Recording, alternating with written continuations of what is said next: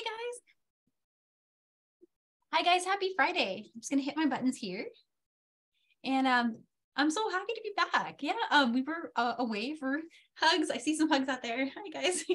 We were away for a while. We had a great trip to Tucson. I got to meet some of you.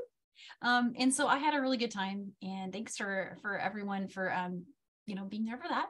And I'm happy to be back here doing our first class for February.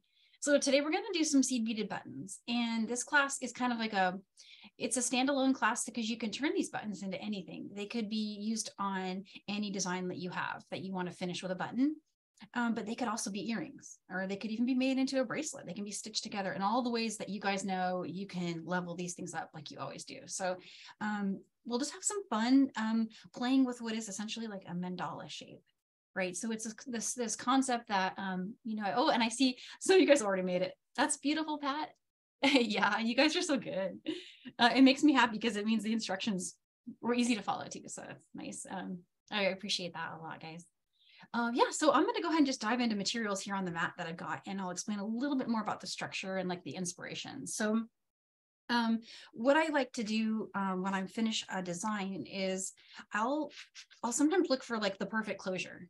And you know, the quest for the perfect clasp, right? We're always on that journey, especially when you've made something that you really love. And that's kind of where I was when I finished this one.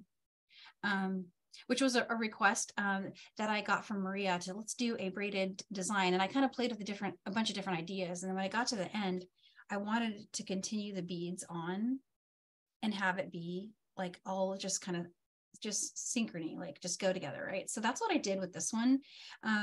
And also I was traveling at the time and didn't have a clasp with me, so necessity.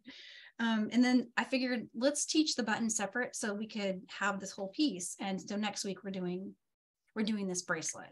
And so today what we're going to do is build the button, and I made a large version. So on this design, I used the small one because it was just kind of perfect for this size. But like, what if you wanted to make a wider design or a wider cuff, or if you're doing something else, linking them together? So there's different ways you can make this is one of many ways you could combine what is kind of just like making circles and then adding beads in between the spaces on all of those circles. And you just keep going and going. Layers in addition to what's here are absolutely possible. It's a little bit like netting, like you're finding a center point or you're finding a gap that you can fill in. Netting, or you could even say it's kind of a bit like peyote, because you're just looking for spots where you can add or jump to or jump from, and what can I fit in there? And so every time you make one of these, you might have a new possibility for like how to make it. So in the handout, it talks about the beads that I used. The beads that I used here are ones that are going to come back for next week. And but I might use some other brighter colors to demo like we usually do, so you can see it easier. Because for example, as beautiful as these are, you're not really getting the full effect of the structure of it. But then when you see it in this one, it really stands out. So today I was going to work with these brights so you can really see like the reversible nature of it, and the layering and the extra colors will really like make that pop for you. But feel free to work them in any colors that you have handy. I went to like kind of my go-to here was to use some of the Czech 3-packs. And I also used, again, the beads from next week, which are some Toho 11-0 and some 6-0. So yeah, let's just dive in. So thread, we're going to use Wildfire 0.006. You can use any size D threads you've got. Thicker threads can help with the structure more. I'm using a size 10 beading needle, and I'm going to be using some scissors and some chain nose pliers. So these to cut with, and these to flatten the end to help me thread my needle. And for the length, you want to cut about 35 inches if you're making the big button. You can go with a little less if you're making the small. You could probably make the small one with as little as 20, 21, 22 inches or so. What I do is I just do an arm. So I hold the end here at my shoulder, and then I'll cut it at where my hand reaches if I outstretch my arm. So I'm doing here. And let's see. So once you've got that, take one end, it doesn't matter which one, and you'll just want to flatten and just make it paper thin. And here, stuck into my mat, I've got a size 10 beading needle. And these are the hard beading needles. You could probably still use one of the there's ones that they're also hard, but they have like kind of an opening where you can get the thread through. The only thing is those are kind of long for something that's this small and circular in shape. Circles are kind of hard with longer needles. So the ones that I put the SKU of in the handout is the one that I'm using now, and it's a little easier to stitch with. And I might have to trim the end of this one. Let me see. I can get that in there. There we go. I think I just didn't flatten the end of it. So much easier if you flatten all of the end. I'm going to fold over about 7 inches, 5 to 7 inches or so. And then just work this on a single strand. Okay, so I'm going to just grab a bright color. This is a bright color of a 6/0 seed bead. And it is, any color is going to work fine. So you can choose anything you've got that you're wanting to work with. And then I'm going to grab, let's start with the bright yellow. These are size 10 Czech. You could use 11, and you could absolutely use the size 11 Japanese bead. I tested it with both sizes, and I found both were successful. So you can, you'll get a tighter effect with the 11/0 than with the 10/0. A little bit different, but still going to work. All right, and so in the handout, you'll see there's a start where we're just going to put 5 of our size 6 seed beads, and we're just going to make a ring and reinforce it. And so I'm just going to do that really quick here. And then one thing I wanted to mention, I did get an email from one of you guys out there saying that it was a little unclear which is the small and the big button. And so I wasn't able to fix that by today, but just know that if you wanted to make the large button, you do need to make the small one first. And the large button just builds on to it starting at step 4. So this should say small and large button because you start with the same kernel and then you stop here if you're done to make the small one. And then if you're going on to make the large one, then you just keep going. So, but yeah, so this step 1 is step 1 for both the small and the large button. All right, and so I'm going to go back through all of the beads here. As for your tail, just leave enough that you can pull it through a few beads later. There are a couple options for getting rid of that tail. On the small one, you could even do a little knot, which is you can weave back to exit from a place that joins with your tail and do a knot. Or alternatively, you can just go ahead and weave it in. So either way, whichever your preference is, it's going to work. On the small one, I think I did do maybe like a half hitch knot. We'll play with that when we get there. But there's my 5 beads in a ring. And next step, easy peasy, we're just going to put a size 10 or size 11 in between each of those beads. So we'll just go, there's one. And as always, if you have questions, please drop those in the chat. And we will, between all of us, we'll catch it and we'll ask it and answer it. So we're putting an 11/0 or 10/0 seed bead in between each of the 6/0 seed beads in our ring.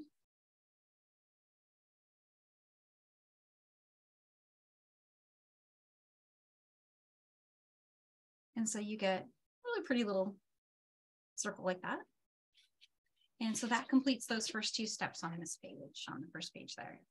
And I made sure to exit from the first 10/0 bead that I added. Yeah, I love the yellow and blue too. It's very good contrast. You can see it really well. And then I was going to pull in, I was actually thinking like I was going to pull in some copper and some green to kind of pop next. So in the handout, it doesn't specify that you should switch colors because you don't need to. And I didn't do that in any of mine. I mean, this one was totally monochromatic, the original here. But it just depends what your goal is. But today for teaching, I want to use a different color for every step. So you'll be able to see. The 11/0s are going to sit on top of each other. So that's also another really good reason to highlight them apart from each other. And so when you get to this part here, we're going to put a little flower petal around it. And then we're going to make it stronger by giving it a third, like a top layer, which strengthens up that ring and makes it easier for the 6/0 that's going to hold it not to slide through.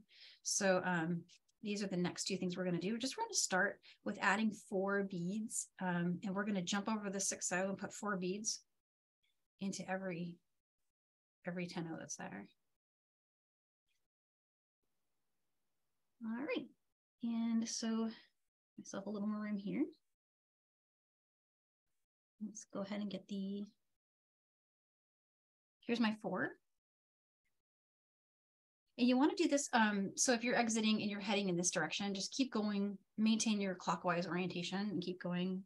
If you're going counterclockwise, maintain that, whichever direction your thread is headed. And you'll get that little pop there. And so just a quick note, if you're working with another size seed bead and you want to play with that count, you can. Just note that you'll have a different center point. So for example, right now, my center point, which is going to become important a little bit later when we do the large button, my center point is right here. It's 2 beads. If you did 5, you'd have 1 as a center point. If you did, 3, you just have 1. So depending how many you put here, you just have to identify later and adjust for that in the pattern. Here's my next 4. Let's get that one going.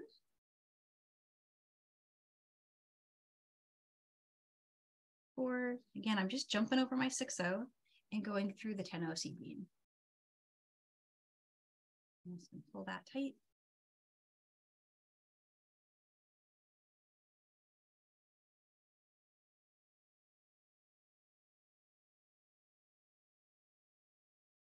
There's one more.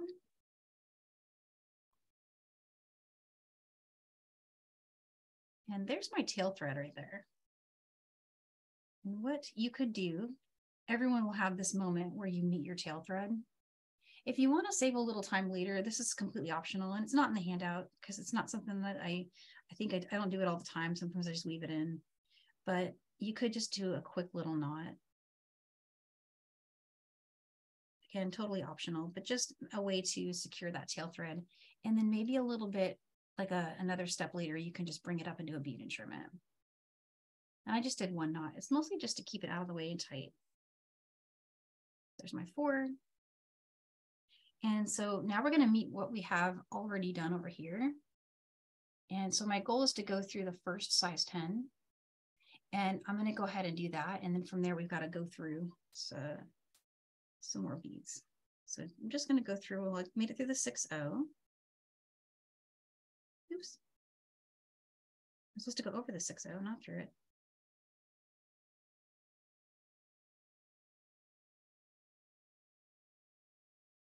Got distracted by my knot. There we go.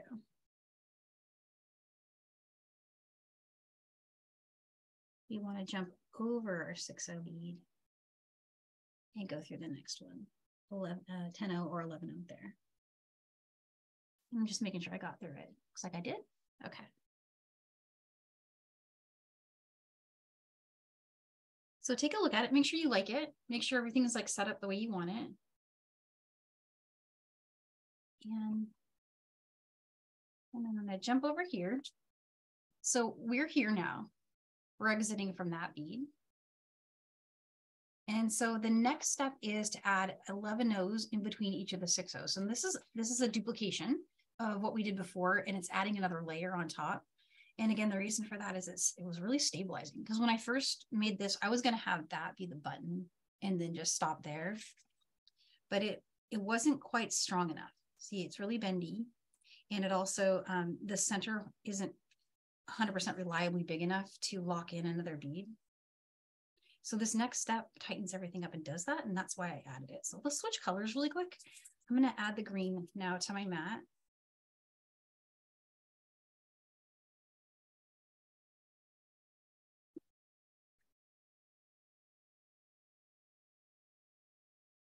And what you'll want to do from here is take a look at where your thread is. If you're exiting from there, you want to go through the S6, the next one in your row. So you want to be exiting from that S6 right there. And then pick up another size 11 or size 10, whatever you're working with. And there you go. So it's gonna layer like that. It's just gonna sit right on top. And it looks really cool, particularly when you continue on and do the large button. It really looks neat there. It adds this little dimension to it. Again, I'm adding a size 10 seed bead, and I'm going through the next 6/0.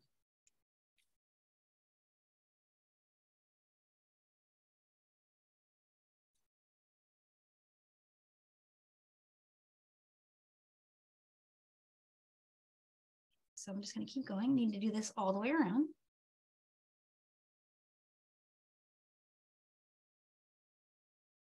And there we go.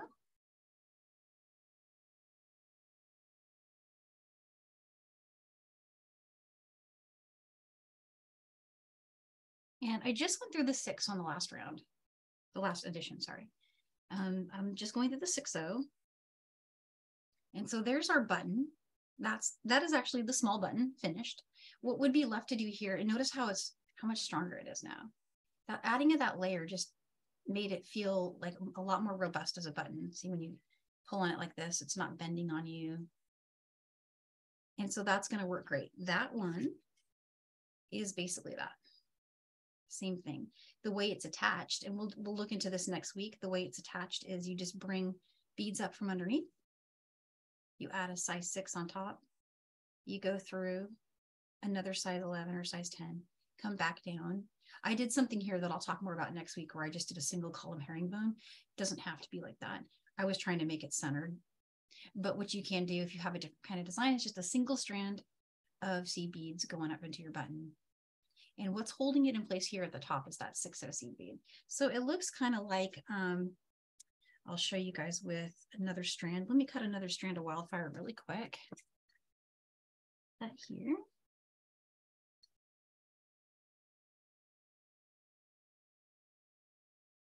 So a short one.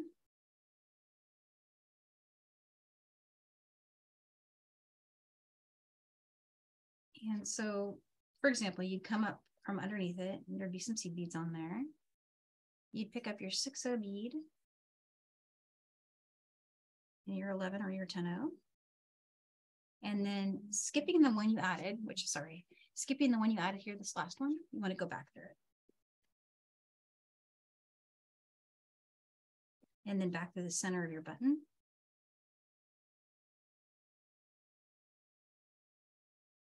And that's how it attaches. So just like that. And however you do this underside, there's a lot of different ways to do that. You can do that as a single strand here of seed beads, or you can again do something fancy like a column of herringbone stitch or something like that. But so that is the small button. I didn't weave in my thread yet because I'm going to continue on here to turn this into the large button, but let's go ahead and weave in just a little bit this tail because we don't need this anymore. And we're doing really good on time. So anyone who joined late or has questions, or I believe we're going to do this at least one more time. And we should have a lot of extra time to talk about variations and attaching it. And it's kind of my goal there. And so we did a little knot earlier. It was optional, but I did put a little knot there. You can kind of see it hiding. I'm going to go ahead and go through the next 10-0 and the next 6-0. And then I'm just going to trim it over here. Another way you could do your weaving in is you could do half hitch knots. A good place to do a half hitch knot is after one of your 6-0s again, before you're going into a 10-0. So you could go down through here, up through the center, catch your loop. And when you pull tight, just make sure it stays where you want it. Stays after the 6-0, before the 10-0, and there's a half hitch knot. And then you would just want to pull through that another bead. You never want to trim right next to a knot. This design is so quick and easy that I do feel like doing a knot is just totally fine. You can do that. If you ever had to remake it, it wouldn't be a big deal. Trim that tail. And so if you were ending here, you would just want to do something real similar to that with what you have left here with the leftover working thread. You would need to go around, maybe reinforce some of your petals, make them pop more. The more thread you put inside these, the more rounded they're going to look. So things like that are things you could do as part of your weaving in process. So there we go, small button done. So let's make this into the large button now. So if you are making the large one, you just want to continue here at step 4. And it's kind of just like I was saying before, a little bit like peyote and a little bit like gosh, I forget the other name, netting. But it's kind of like that. We're going to use what I was mentioning earlier, the center point. So for us, our center point are those 2 beads, the center 2 of the 4 that we added in our petals on this step. And through that center point, we're going to add a little embellishment of a 10-0, 6-0, 10-0. And again, I'm working with 10-0, but if you're working with 11, same thing. So it's saying S11 here, but I'm just kind of interchangeably using S11 and S10.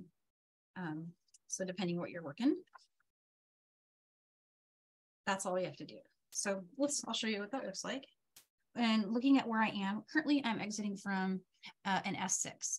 So I want to get to a center point. So what I need to do from here is go through one of my bottom 11 O's, which is the next one here. A little tricky to see it. So I'm just going to find it. And whoa, check that out. So it actually worked out where I went through the 11-0 and then it popped me right through the arm of that first little petal join. And it goes through the next one. But basically you want to go through 1, 2, 3, and 4. You'll be exiting from your center point, one of those petals. Here's the top view from the top. And so let's get a new color even yet. Let's get a copper.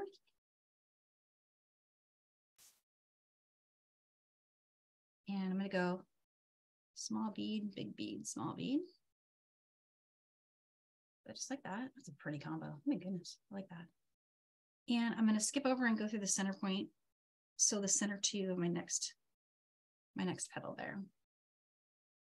So exiting from those 2, jump over. You could just maybe count 1, 2, 3, and then go through the 4th and the 5th. And we're going to do that all the way around.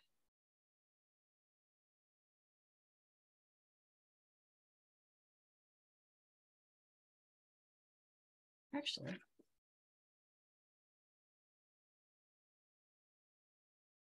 yeah. I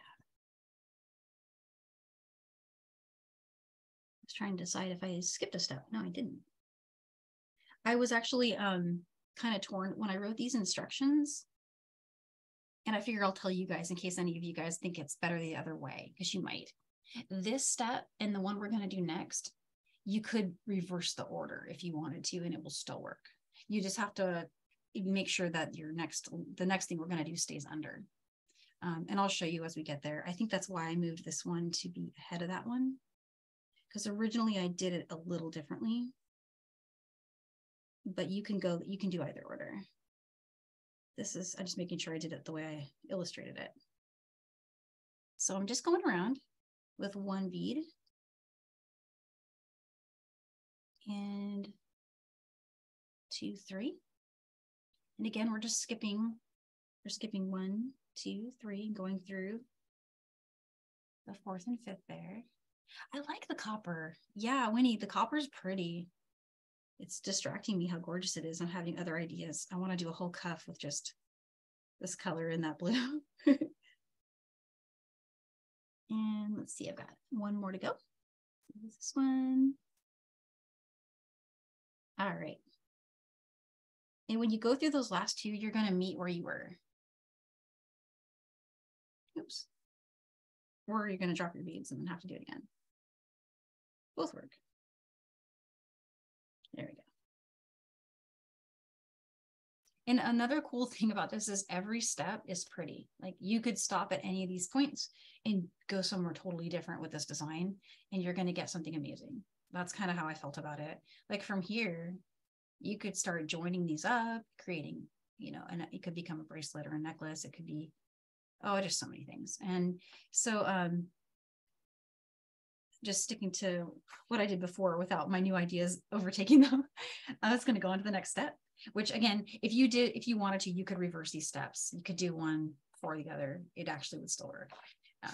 But what I did is I went through each of these like 6 O's and then I added the next layer. So let's go ahead and add, I think so 6 is what worked for me in all the sizes I tried. So in both 10-0 and in the 11-0 Japanese, 6 was a good number here.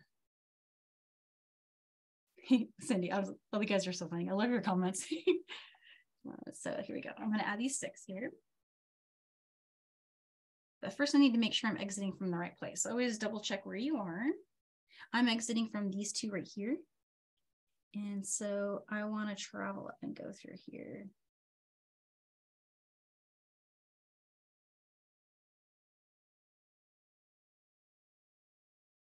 And I think I'm going to go with green here because it's going to look really cool.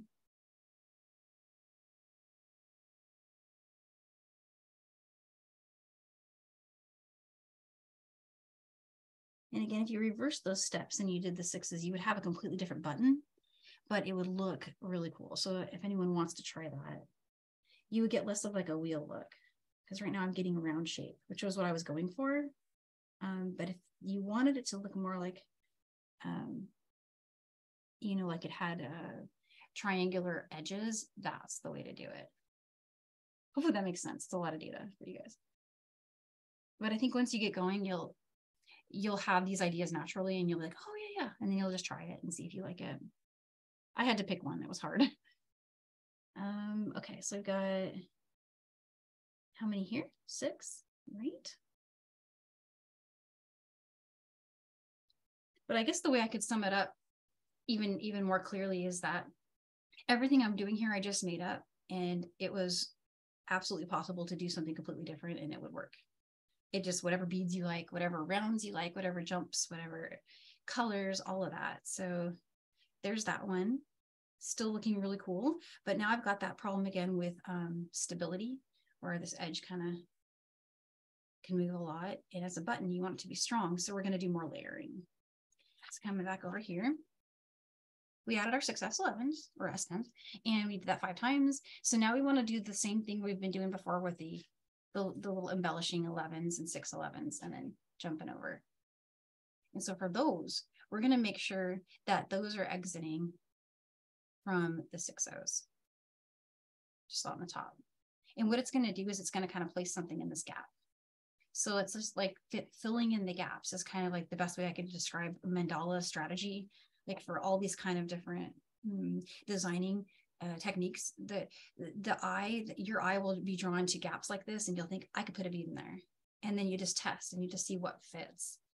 And so that's why really, truly anything goes. And this is one of like probably an infinite number of combinations that you could come up with as you're just playing and working with stuff. I'm going to switch to, let's see what color. Let's go back to yellow for this part. So here we go. We've got the same little combo of small, big, small. And from here, I'm going to jump over and go through my 6O bead. Gotta remember what color I was doing.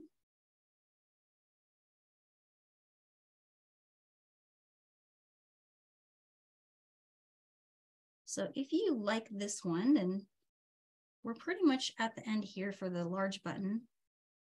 But if you want to add to it, you can. If you want to change the layering on the tops of it, I know I am having ideas as I work, so I keep thinking about that.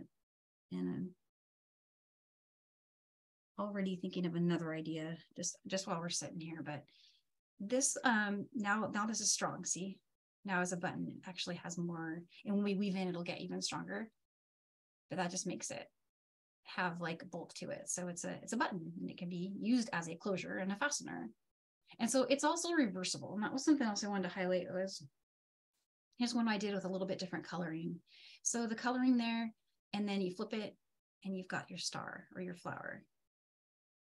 And I thought that was a really fun element to play with, was that you can decide which one is the top or the bottom. It doesn't matter which one you like. You just make that your front side or your back side.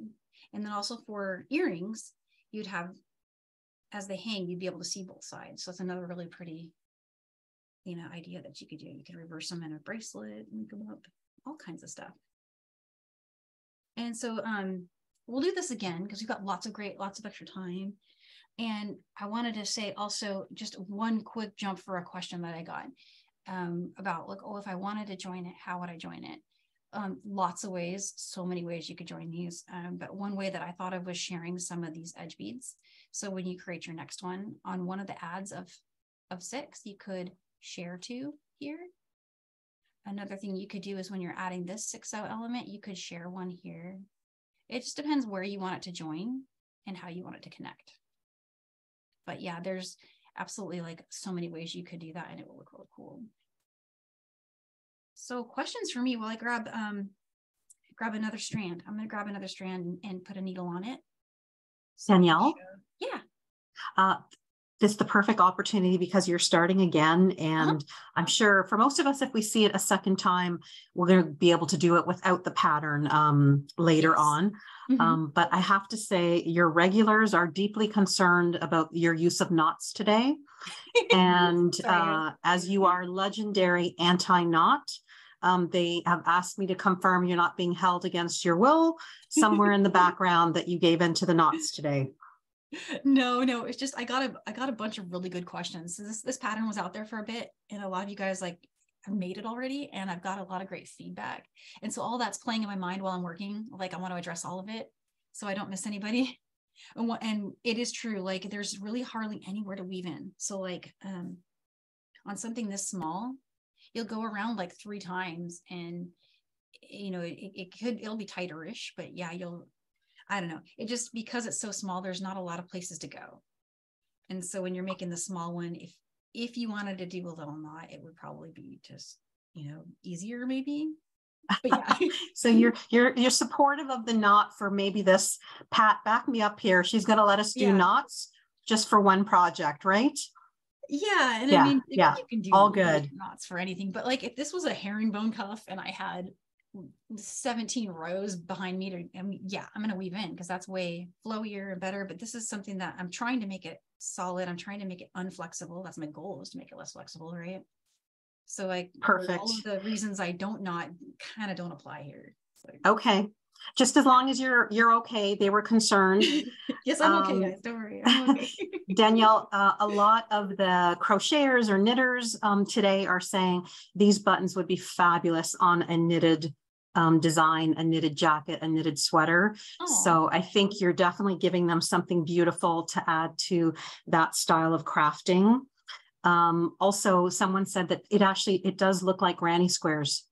It does, so right? It's almost a beaded granny square you could see someone pulling together. The hard question, I don't know if you can answer, is there any way to turn it into a shank button? Always, you know, people who need a shank might be something. I don't know if there's a way of doing that, but for the most part, Danielle, like really, you just gave us so many ideas for buttons. And so definitely continue with the repeat. And if you can figure out a shank idea, I'll let you address that. Yeah, the first thought I had when you asked about the shank button was a long time ago, we did a class where we made a seed beaded toggle. And for the bar part of that toggle, we did this repeat of, basically we took a series of beads in a row like that, and then we added a small bead and a small bead, and we just kept centering through the design with the small bead as a turning point on the edge. So like that.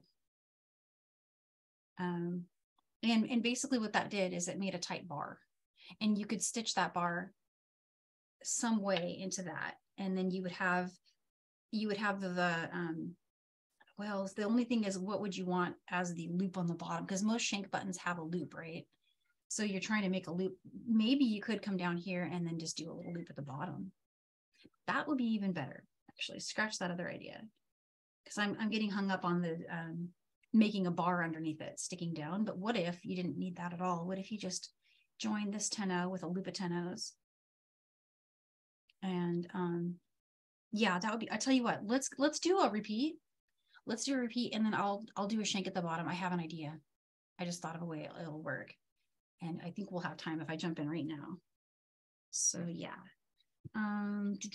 We need more thread. All right, just going back to the beginning, 35 inches here. And I promise I'll stick to I keep talking about all the other ideas and variations, but I'll stick to what's in the handout, but just know that I'm thinking about I'm thinking about other stuff. I'm filtering, because I've got so many ideas now. Why these ideas come to me while I'm live teaching, I don't know. But I guess ideas are welcome anytime, right? And let's see. Oh, it worked for me that time. I was getting worried about my needle threading skills today. Getting rusty because we took those couple of times off, couple of weeks off. Okay, so just going back to the beginning, I might change up the colors a little, but here's our 5, our starting ring of 5.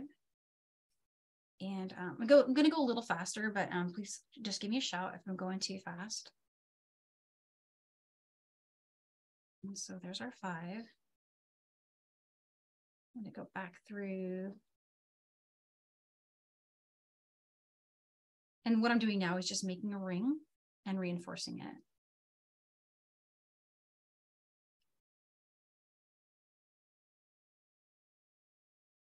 So you're going for just a little loop like that. I did that kind of speed stitch, but it's the same thing. We just went around 2 times. And let's do copper. Let's do our copper in the center. So we'll have a little copper flower that pops out. So again, this is putting, in my case, a size 10 Czech seed bead in between each one. Sorry, I'll come a little closer.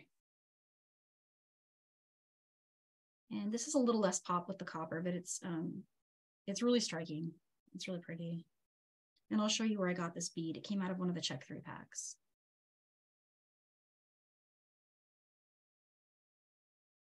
There we go. It's really gorgeous. It actually, because I love the metal copper in general, and it kind of it's giving me turquoise and copper vibes for the actual like it's a metallic button, right? So let's pick up 4. That's another cool idea. Actually, I just had this idea. If you did all silver or all copper or all gold beads, it would look like a metal button. And now I wish I'd done that. That would have been really cool. And just jumping over with 4, right? We're putting 4 around, going through the next 10 on the other side.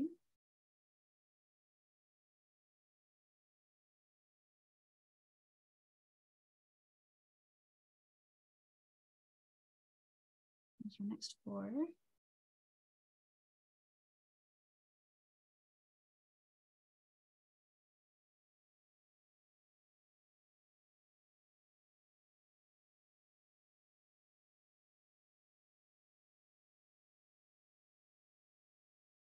Okay, and I'm going to go ahead and go through the 11 here.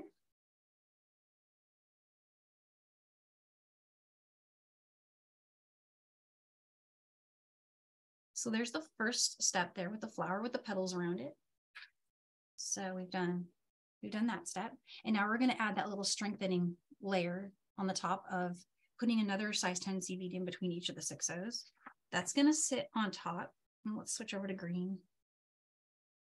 Or first I need to make sure you're going to be exiting from the last 11 you went through. Just make sure you're going through a 6-0. Just go through your next 6-0 bead. And you want to pick up a 10-0 and just keep going through. This is so pretty.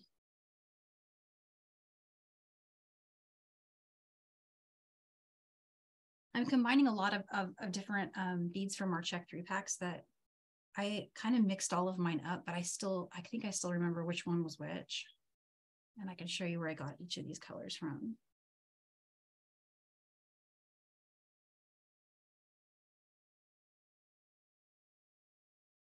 So there's the small button before weaving in, before knotting and all that. I didn't do a knot for this one. I just, I kind of skipped it there, but I'm going to keep going to make sure that I have time to cover all this stuff.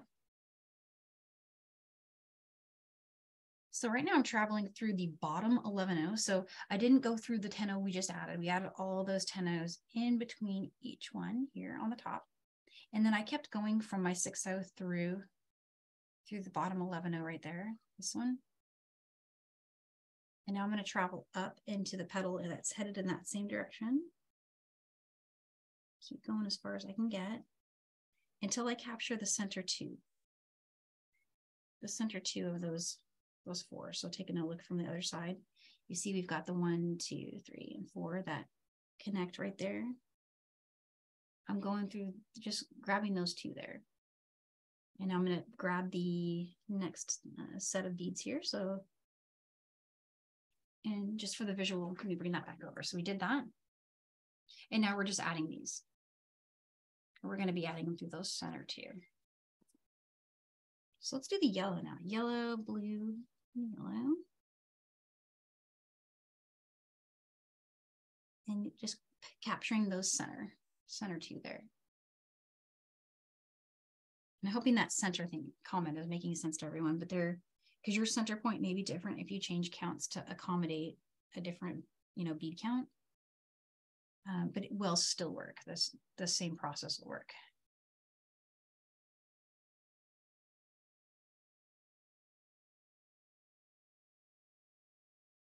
One of the questions that came up that triggered me to mention that was, I got an email asking, can I use a gemstone, a little 4mm gemstone, which I thought was a brilliant, brilliant idea. And I cannot wait to see that.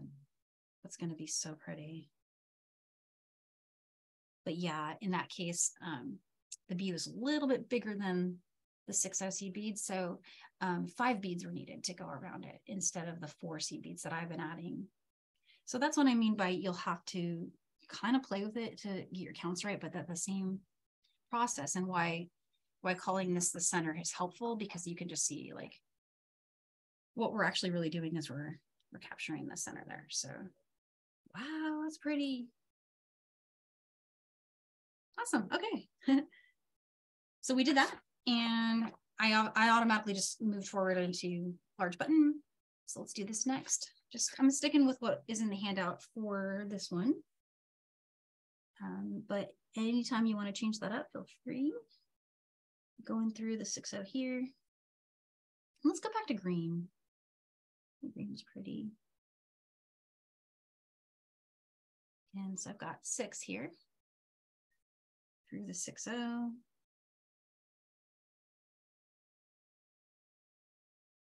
6 more. I'm going to go through the 6OC bead. So this is just, we're making our circle around, just like we did before with the last one. 5, 6.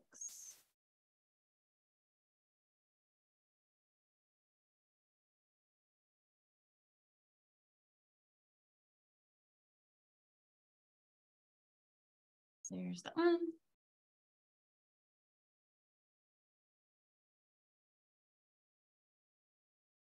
All right. That was so cool looking. All right, so let's make it strong. Let's put a top layer on it. And maybe I'll go with the copper again. So just picking up that combo.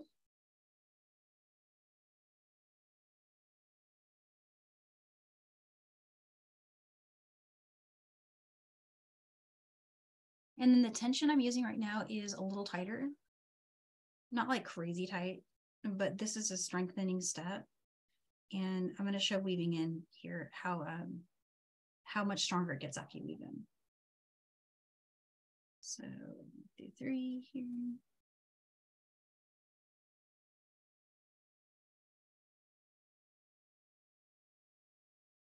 All right. So these whip up really fast. Isn't that cool? Super done right there. So for strength, let's pretend we already took care of our tail thread. If you didn't, no problem. You just, put a little needle on that and bring it up through a few beads and trim it. Or you could bring it up here and try to join your existing thread, whichever step you like to do for that. But if you're making the large button, you have a lot of places that you can bring it through and turn. So, and zigzag around. So if you're doing the large button, weaving in is a lot better or easier, just, option. It's more of an option for the large one.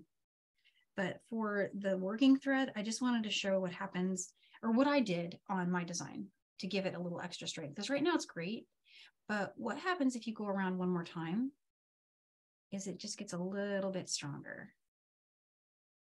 Just like with all stitches, if you reinforce, they just hold up better, right? And in this case, we get a stronger button where the edges aren't floppy. And so what I did on all of my other ones is not only did I do what I'm doing here, which is I'm joining up that same step again, going through all those through the 6O. And I'll do that till I meet where I was. And then I'll go through the green on the edge and then I'll trim it. And that's why the 35 inches, because it does seem like too much thread until you consider that step. And they're like, oh yeah, I'm glad I have all this extra. All right, so there's my first one. So now I'm going to keep going through my green and so on. And I won't make you guys watch me do all that, but just to give you the gist of it, you'll just want to keep going through each of these ends, or each of these, like, what are they called? Edges. And then go ahead and bring it through one of the 6/0s and trim it. You could do 1/2 inch knot if you want to, but that's it in a nutshell. Just how to weave it in, how to make it strong, reversible, so pretty. And now we have a copper pop flower there. It's really pretty. All right, and so what didn't I cover? I'm trying to think if there's anything else. Oh, I didn't cover. It's the same process as you would use for the small button for attaching it.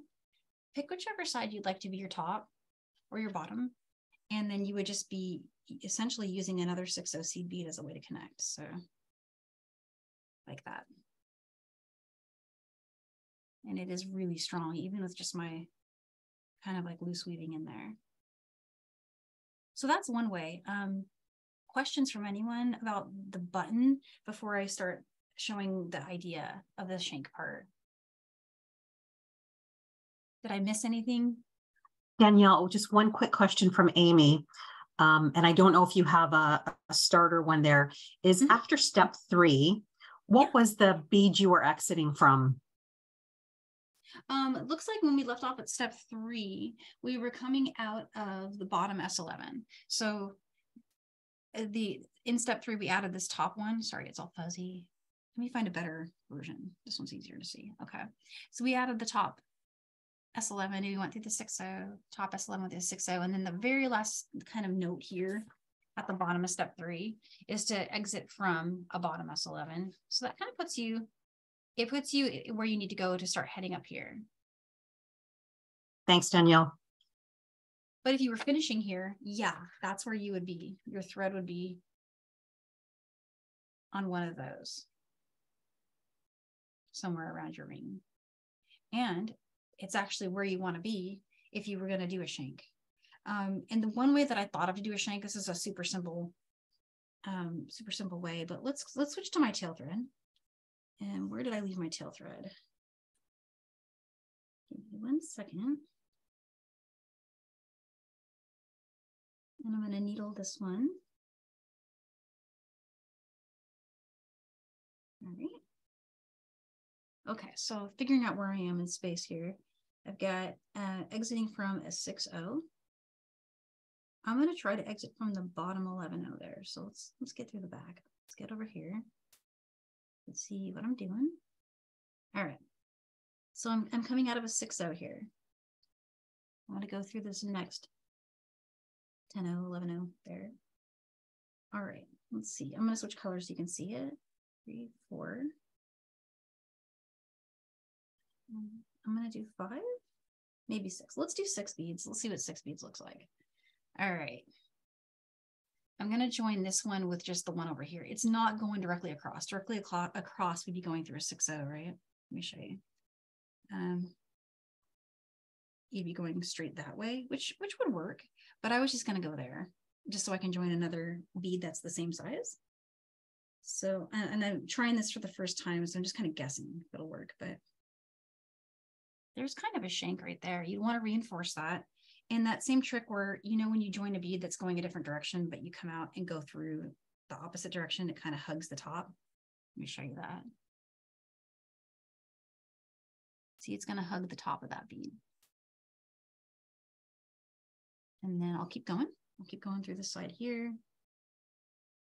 And coming over here, just taking a look really quick. I exited from the, which side? From that side. So I want to come through it in the opposite side. That way it'll hug the bead on this side too.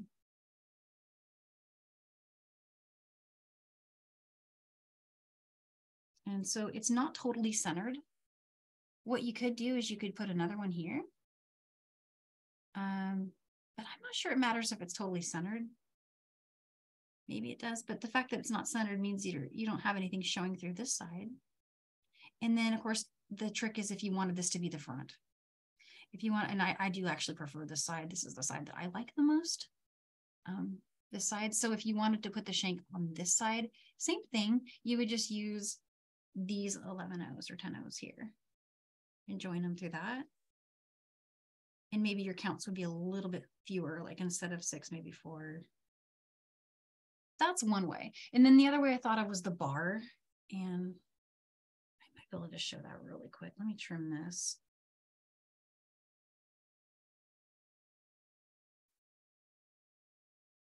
And so you would pick up one of these beads here, 3, maybe 4 6-0 beads, or maybe try an 8-0, another size small bead. Okay, so you've got that, right?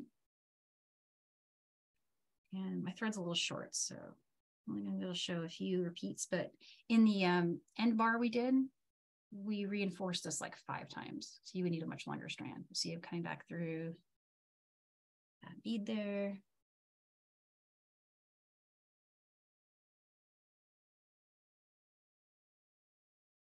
Back through this one. What you end up with is a bar, a really strong bar. And you'd reinforce that a bunch of times. And then this bead here could be connected to something in your beadwork. And then this top part, ideally you would have already put it through here. And so it would kind of sandwich, the button would be kind of sandwiched in between these two, right? It'd be in there. I should have put it through first before I could actually do that. But give me a shout if that didn't make sense. Because I haven't totally fleshed out how it would actually look if I actually finished it. Let's see if there's any strands over here. Like, I also wonder if there's a way to do that direct from the work. And I guarantee there is a way. I just have to think about it for a second. You'd probably want to exit from one of the beads and then start creating the bar. So all of those things, but just the structure, that knowing that you can make a bar out of seed beads, maybe that will help spark an idea for somebody for finishing that too. Someone's saying it'll fit their leather. Oh yeah, and it doesn't need to be centered because it can just slide on, right? Slide onto the leather, could go under it. Like some of the flat leathers would be cool. That would be neat, actually, really, as a center focal. Yeah, I would love to see that. If you make that, please post it. I'm excited to see how that turns out. That's a really cool idea. Yeah, and so while we still have the mat here, and I know we're getting close to time, I want to give you guys a lead for next week. Because next week's going to be creating this bracelet here. And we are going to use the small button that I created in the class today. I'll probably pick one or maybe make another matching one. We're going to connect it to this design, but there's going to be, this design has a really repetitive step that it takes a long time to demo. And so how I'm going to get around it for me, and maybe you guys will like this idea and want to borrow it, is there's a step where you have to string 104 beads, and then you string 100 beads, and then you string 104 beads, and then 100 beads. I used a spinner. I ran what I decided was the length I wanted, which was about 6.5 inches. And then I did it again, measured it against itself. This is a stop bead right here. So I've got a stop bead, right? I strung what I need for strand 1, put another stop bead. And so what I'm going to do next week in class is I'm going to come along with my working, I'm going to pull off the stop bead and just run through it really quick. It'll save me having to sit there and count with you guys. And then also it would be kind of cool for if you're making these at home, you can very quickly spin up the lengths, and then you just measure each one against the former. And you don't have to sit there and count every single one, right? The only trick is because of the way we're going to do the ends, you have one of them has 104, the next has 100, then one has 104, then the next has 100. And if you string them in that order, you can unstring them in that order. So all I did was I just lined them up and I pulled off 4.